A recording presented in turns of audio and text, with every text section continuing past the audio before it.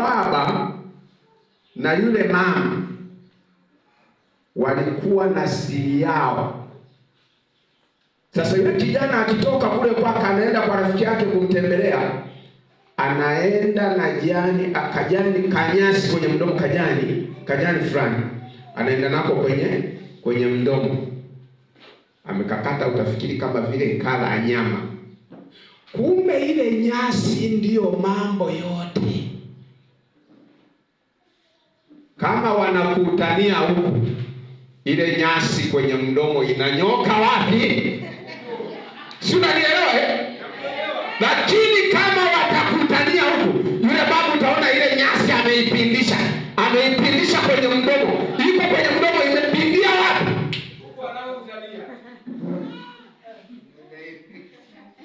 Mimi napenda nikwambie, hayo ndiyo maisha ya kale. Sasa mtu anapokuwa katika Kristo Yesu, ya kale yamefanyaje? Yamepita. Tazama, yamekuwa mapya, kwa sababu umo ndani ya huyo anayeitwa Yesu. Maisha ya ujanja bye. Bwana Yesu asifiwe. Bwana Yesu asifiwe. Bwana Yesu asifiwe. Wangapi wamechukia? Mimi hata mchukie, hata mulie, sina namna. Yaani Kristo alinileta hivi. Nimekuwa mzee wa kanisa kwa miaka isiyopungua 5. Bwana Yesu asifiwe. Na mchungaji wakati anatoka kwenda kuchunga, mimi nilikuwa mzee wake wa kanisa, nikifundisha kanisa. Askofu ananiacha kanisani, anakwenda Ngara chuoni, anaenda anafundisha, ananikuta. Bwana Yesu asifiwe. Akienda Mwanza ananikuta. Kwa hiyo huyu ameenda kuanza uchungaji, mimi nikiwa ni mzee wa kanisa niliyekuwa pia nikimfundisha. Bwana Yesu asifiwe.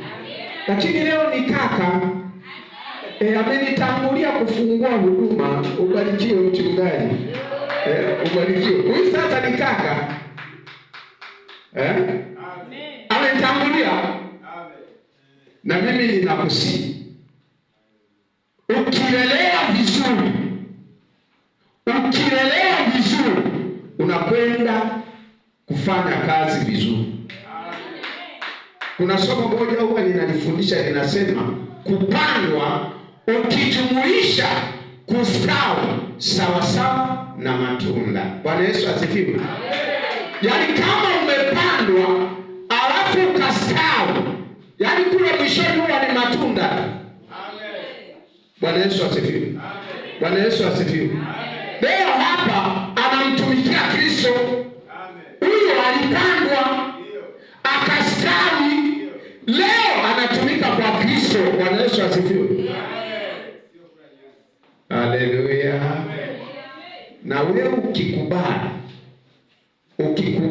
kupandwa, alafu ukaanza kustawi, tunatarajia matunda.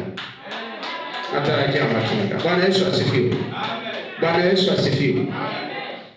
Je, wewe ni kiumbe kipya? Tuko pale.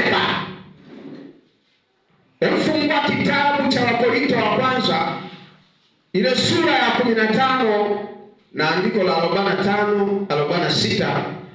Mwalimu wangu, twende kwa kasi sasa.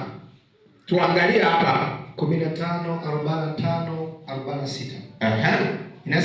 Inasema ndivyo ilivyoandikwa, mtu wa kwanza kuumbwa duniani Adamu ndiye wa kwanza, akawa nafsi iliyo hai. Alipewa uhai, akawa nafsi iliyo hai. Adamu wa mwisho ni roho yenye kuhuisha. Biblia inasema Adamu wa mwisho ni roho yenye kuhuisha, kwa maana ya Yesu mwenyewe ndiye mwenye kufufua. Yaani Biblia inaposema roho yenye kuhuisha ni kufufua.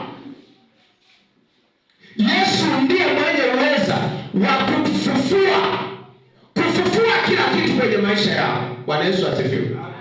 Yaani Yesu akitaka kufufua kipawa chako kinafufuka. Akitaka kufufua duka lako linafufuka.